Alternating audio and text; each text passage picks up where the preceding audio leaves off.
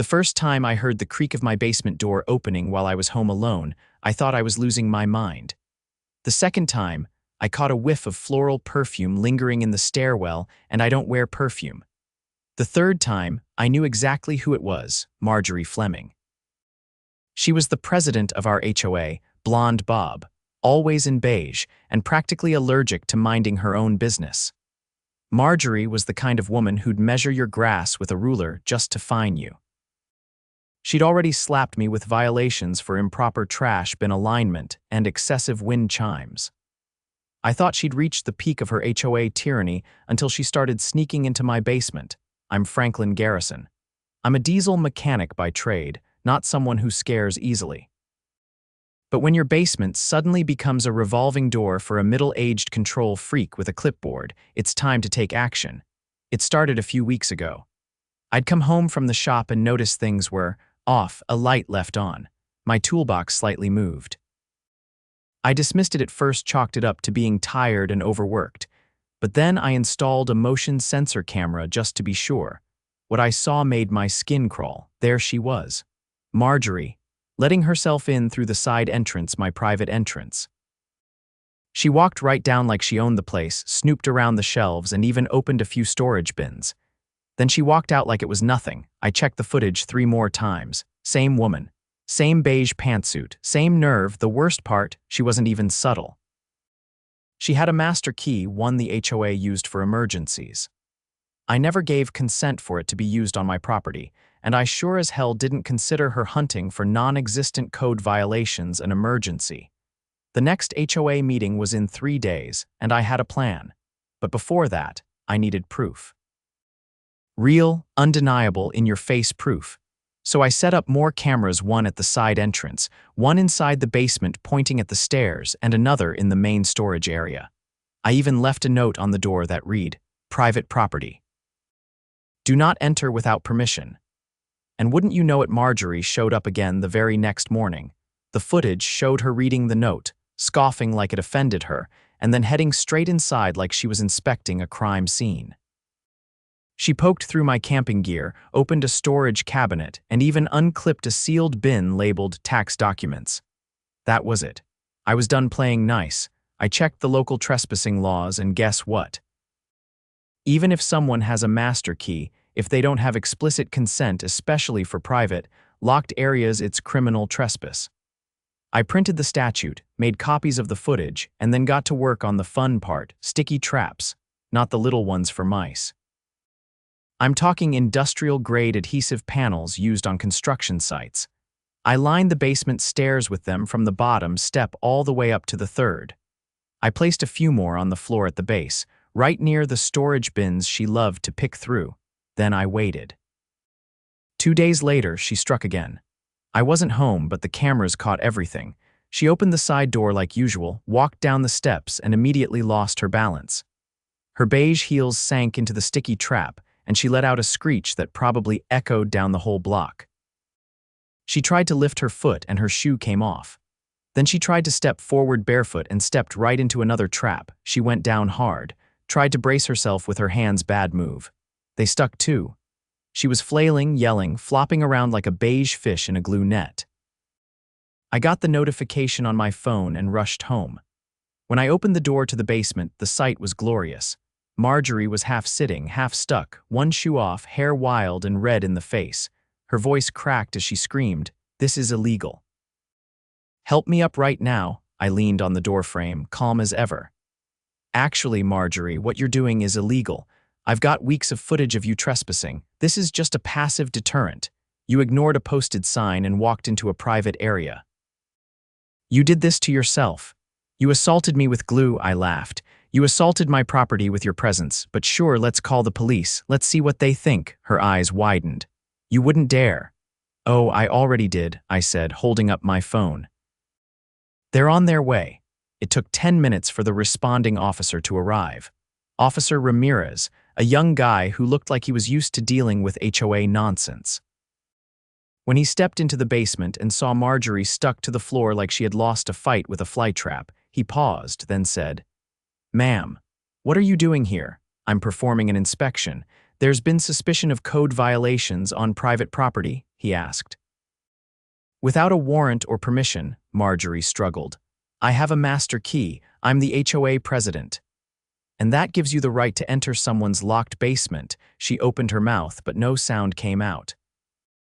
I handed Officer Ramirez the printed footage, the trespassing statute, and a copy of the HOA bylaws, which, conveniently, made no mention of authority to enter personal spaces without written consent. He watched the footage on my tablet, then looked at Margery. Ma'am, I'm going to have to ask you to remain still until paramedics get here to help you out of that adhesive. Then we'll be taking you in for questioning. Her face dropped. You're arresting me. No, we're detaining you, for now, but trespassing is a criminal offense.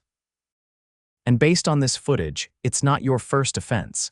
She started crying then, crocodile tears rolling down her cheeks. I was just trying to help the neighborhood. He could be hiding violations down here. Officer Ramirez turned to me. You want to press charges? I absolutely do, he nodded. All right, we'll take it from here. As they peeled her from the traps and carried her out, I looked down at the sticky mess and thought, totally worth it, but I knew this wasn't over. The HOA still had power. And Margery wasn't the only snake on that board. 3 days after Margery's adhesive misadventure, I returned home to find a folded letter duct taped to my front door. No envelope, no postage. Just a single sheet of paper with the HOA's seal in the corner and a signature that looked like someone had scribbled during an earthquake.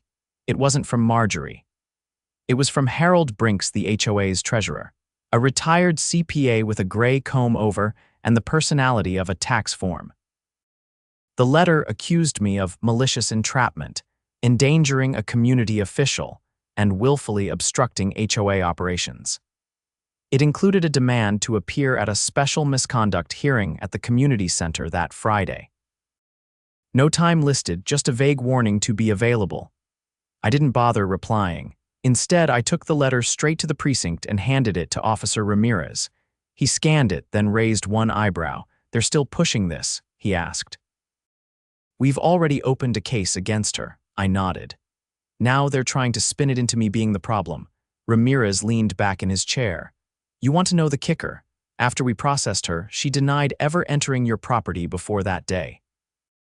Claimed she only went in because she heard a strange noise and thought someone was in danger. She inspected my tax documents, he chuckled. Yeah, that part didn't play well with the prosecutor. I let out a breath. So what now? Well, the DA's office is reviewing the footage and preparing formal charges. We've got her on at least 3 counts of trespassing and unlawful entry. But if you want to shut the HOA up too, you might want to look into your community's bylaws.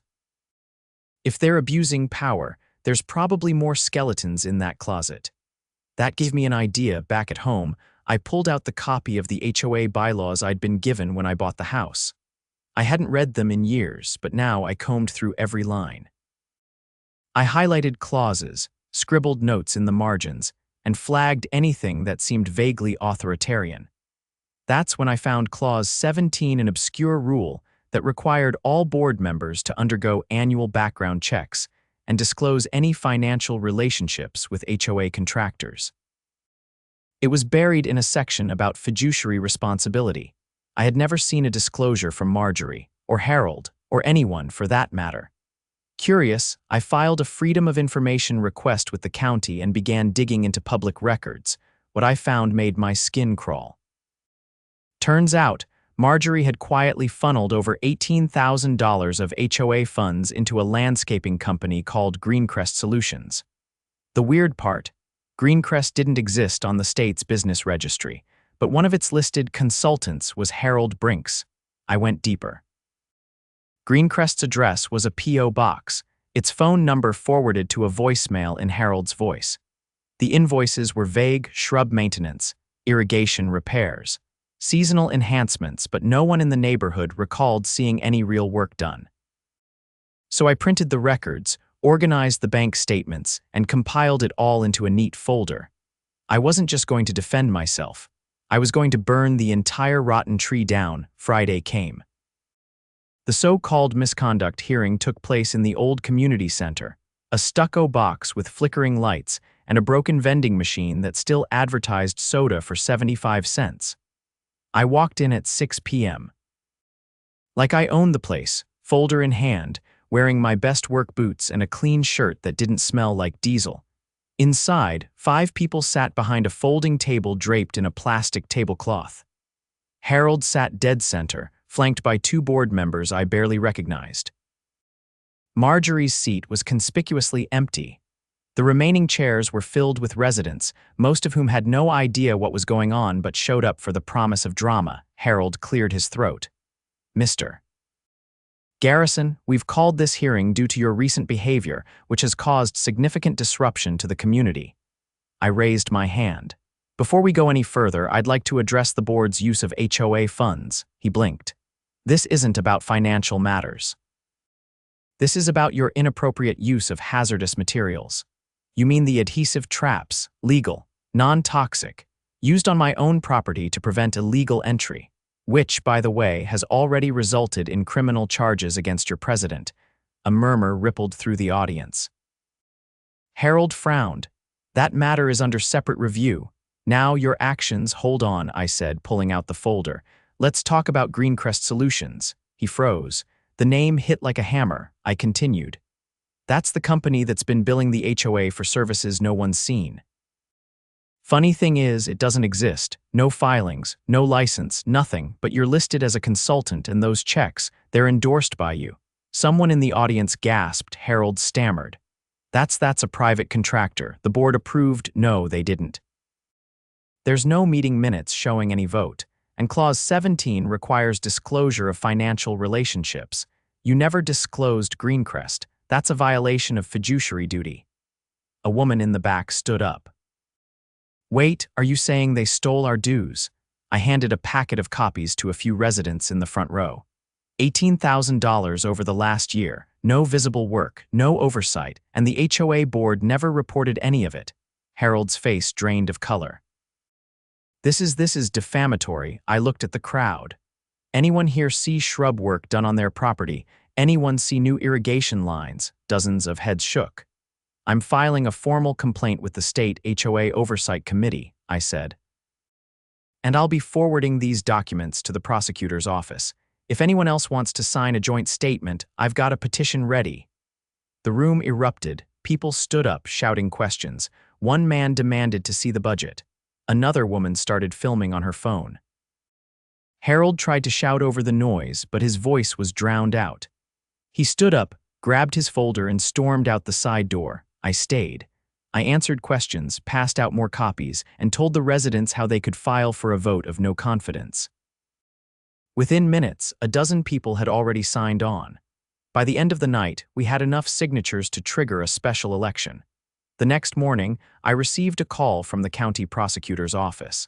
An investigator wanted to meet and review the documents I'd submitted.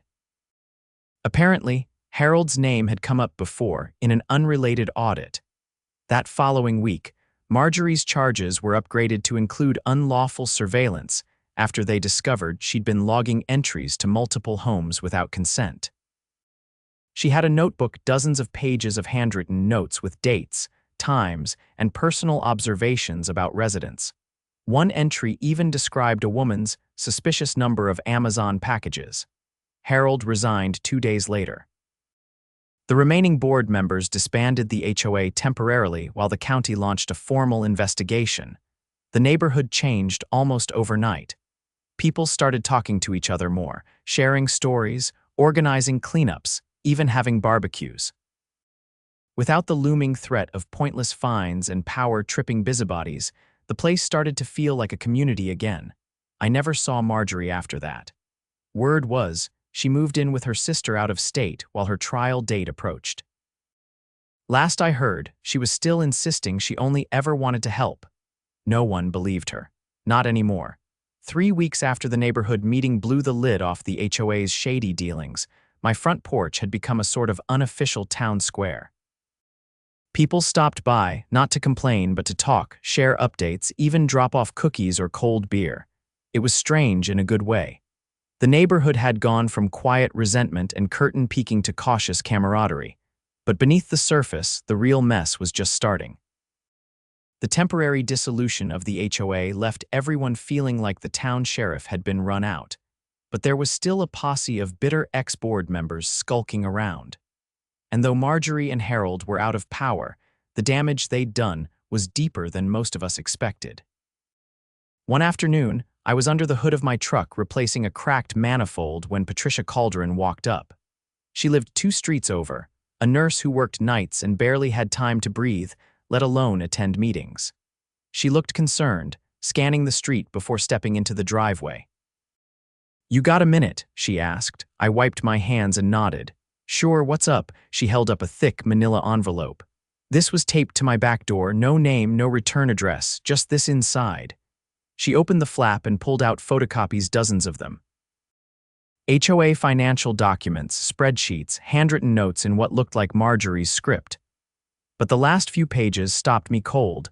They were letters typed, signed, and stamped with the HOA seal. Each one was a lien notice. I looked at her. "They tried to place liens on your house," she shook her head. "Not just mine, look at the names." I flipped through the stack. There were over 20. All addressed to residents who had spoken out at the meeting, all with forged signatures, Margery's, Harold's, and at least 2 other board members. The dates spanned back over a year. "They never filed them officially," Patricia said, "but they were preparing to. I called a friend at the county recorder's office. None of these were processed, but they were ready to drop them whenever they wanted." I took a deep breath. "This is attempted fraud. That's a felony," she nodded. "That's not all. Look at the envelopes." I turned them over. Each one had a tiny sticker in the corner, a red triangle with a number printed inside. Some had a 1, others had 2s or 3s, a few had 4s. "I've seen these before," she whispered. "Margery left one on my mailbox a few months ago when I parked on the curb overnight. I thought it was just her being weird, but now—" "They were categorizing people," I said, "ranking who to go after." I took the envelope inside and scanned everything. Then I called Detective Rowan, the lead investigator the prosecutor's office had assigned to Margery's case after the charges were bumped up. He'd already been combing through the Greencrest invoices and financials, but this was another level. He picked up on the second ring. "I've got something," I said. "You need to see it in person." He arrived less than an hour later, plainclothes, with a notepad and a look that said he already suspected things were worse than they'd appeared. I laid out the documents on the dining table, grouping the fake lien letters on one side and the coded stickers on the other. Rowan flipped through them slowly. These weren't just threats, they were building a system, a hit list. Patricia stayed quiet, arms crossed tight. I could tell she didn't want to relive whatever harassment she'd already dealt with. Rowan took photos of everything, labeled the evidence, and asked if we'd be willing to testify if it went to trial. We both said yes. Before he left, he paused at the door. "There's something else you should know." Harold's account activity pinged another red flag. "We're looking into a shell company in Nevada tied to some of the funds. It's not just about landscaping anymore." I looked at him. "Money laundering," he nodded. "Possibly. And if it ties back to HOA dues, that's federal." The next morning, I woke up to a low rumble outside, a moving truck. Not just any truck, a branded one, glossy paint, clean wheels, and contractors in matching polos unloading boxes labeled records, equipment, and archives into the HOA office building at the edge of the community park. Except the HOA had been suspended. I threw on boots and walked over. A guy with a clipboard and headset was directing the crew. I waited until he finished barking orders, then tapped him on the shoulder. "Who hired you?" He looked up. "Contracted through East Ridge Management. We're setting up new office infrastructure." I frowned. "For what?" "There's no active HOA," he shrugged. "I just deliver the gear." Rowan called me back later that day. Apparently, East Ridge was a property management firm Margery had been in talks with before the election scandal. She'd put down a deposit using HOA funds without approval to transition the neighborhood to a corporate management model. Bypass elections. Replace volunteer boards with salaried reps. No resident oversight. She was trying to privatize the neighborhood, he said. Lock in control even if she got voted out. Rowan had already filed an emergency injunction to freeze the new contract, but the fact that it had progressed this far meant someone else was helping her behind the scenes. Someone still active. That night, I got a call from a number I didn't recognize. I let it go to voicemail.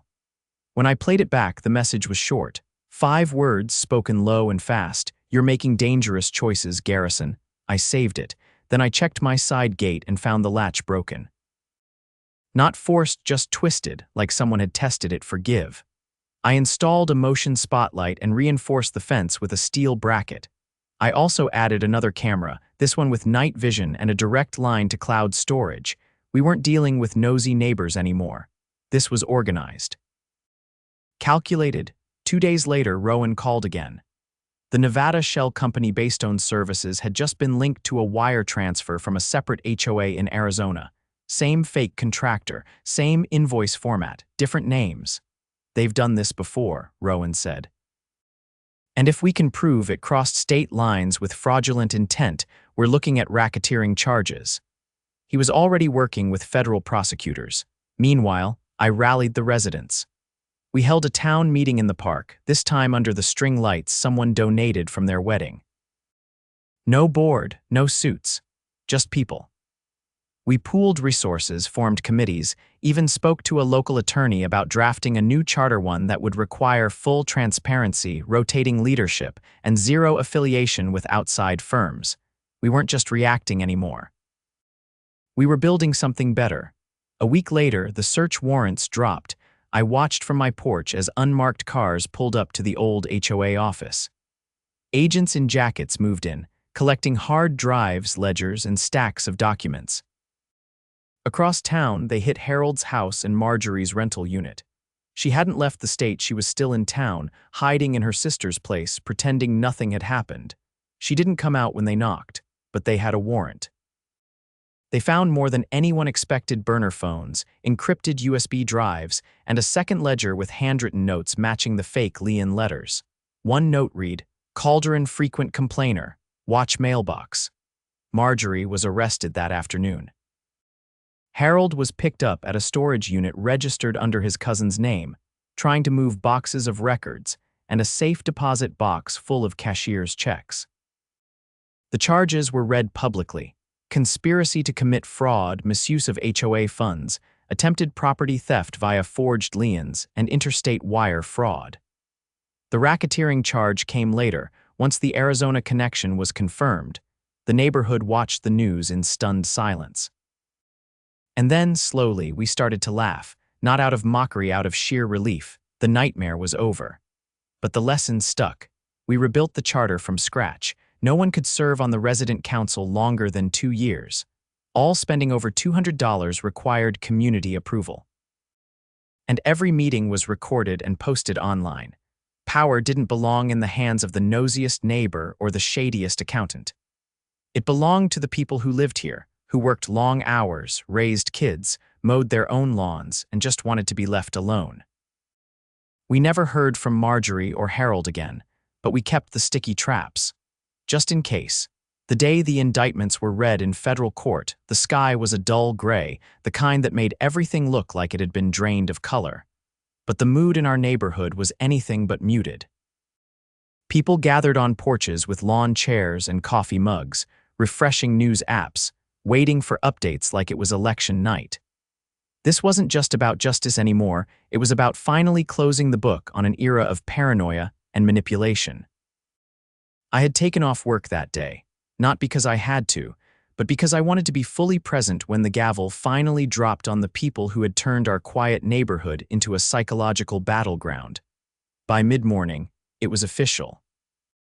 Margery had pled not guilty, but the prosecution had enough documentation to bury her under paper alone. Harold's lawyer wasn't even trying to argue innocence, he was angling for a plea deal. The fallout had already started. A third board member, a mousy woman named Gwen, who had mostly flown under the radar, confessed during questioning that she'd been falsifying signatures on internal memos in exchange for discounted dues and kickbacks from the fake contractor accounts. She handed over a thumb drive with archived emails Margery had deleted months ago. One of those emails changed everything. Rowan called me that afternoon. His voice was tense, sharper than usual. "Franklin, I need you to come down to the station. We've got something. It's not just HOA fraud anymore. It's worse." I drove over, thinking maybe they'd uncovered more shell companies or another layer of embezzlement. What I didn't expect was for Rowan to slide a printed email across the table that read, "Basement access confirmed. We'll install recording device tomorrow. Franklin's property is the best vantage point for monitoring the south block. Ensure no one finds the wiring. Entry scheduled for 0300. I read it twice and felt something cold settle in the center of my chest. They weren't just spying for fines, I said, voice low. They were recording people. Rowan nodded. We found the device. Hidden behind a vent cover in your basement, tucked behind insulation, it had a wireless uplink sent data to a remote server. We're trying to track where that server is hosted, but it looks like they were capturing audio, possibly video. Of what? Conversations, phone calls, maybe even footage of you and your neighbors inside your homes. We won't know the full scope until we decrypt it. I leaned back, stunned. That's not just illegal, that's sick. They were building profiles, Rowan said, targeting people who were critical of them, using footage to manipulate votes and suppress complaints. There's evidence they blackmailed at least one resident into withdrawing a permit request. The resident turned out to be Quinn Leary, a disabled Navy vet who'd lived quietly on the edge of the neighborhood. He'd applied to build a wheelchair-accessible ramp and was denied 3 times with no explanation. After Margery's arrest, he'd come forward reluctantly, saying he'd received an anonymous letter warning him that if he pushed the issue, certain past behaviors would be exposed. He hadn't done anything wrong, but he'd once had a prescription mix-up at the VA that resulted in a false positive drug screen. Margery had somehow accessed that information and used it to scare him into silence. The federal prosecutors were furious. What had started as a fraud case had now expanded into a civil rights violation investigation, with surveillance abuse and extortion charges layered on top of the financial crimes. Rowan told me they'd be releasing a public statement the next day, but he wanted me to hear it directly. You were their main obstacle, he said. They monitored your house because you asked too many questions. You forced them into the open. If you hadn't set those traps, this might have gone on for years. That night, I didn't sleep. I sat in my kitchen, lights off, watching the blinking red dot of my new security system and thinking about how close we'd all come to losing control of our own homes. It started with petty violations and escalated into something out of a spy thriller. And the worst part, most of us had just accepted it for too long. The next morning, the Department of Justice held a press conference. The charges included conspiracy, wire fraud, unlawful surveillance, blackmail, and violations of the Electronic Communications Privacy Act. The federal prosecutor described it as a years-long campaign of manipulation conducted under the guise of neighborhood management. The neighborhood was quiet that day, not from fear, but from sheer disbelief. People walked slower, spoke softer, eyes wide with a mixture of anger and relief. We'd all known something was off, but no one had imagined this. 2 weeks later, Margery accepted a plea deal. 5 years in a federal facility with additional time suspended in exchange for full cooperation. Harold got 4, and Gwen was sentenced to probation and community service.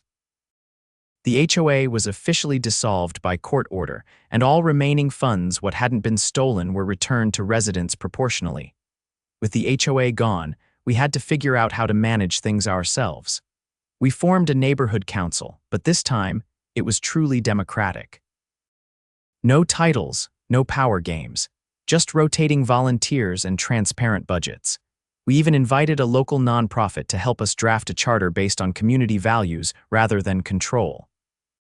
One night, sitting around a fire pit in my backyard, Patricia, Quinn, and a few others gathered to celebrate the first official vote under the new system. We'd allocated funds for street repairs and a new swing set at the park. Nothing glamorous, just real, functional improvements. Patricia raised a glass. To the end of beige tyranny, everyone laughed. Even Quinn, who had barely cracked a smile when I first met him, grinned wide. I still can't believe she crawled into your basement, he said. That's the wildest part. I shook my head. The wildest part is how long she got away with it, all of them. But not anymore, Patricia said, because you fought back. It wasn't just me, I said, it was all of us. And that was the truth. The sticky traps had started it. But what ended it was the refusal of ordinary people to stay silent. A mechanic, a nurse, a veteran, and dozens of fed-up homeowners who decided they were done being ruled by fear and fines. We kept the traps, though, just as a reminder, not of fear. But of what happens when people stop looking the other way and start holding power to account.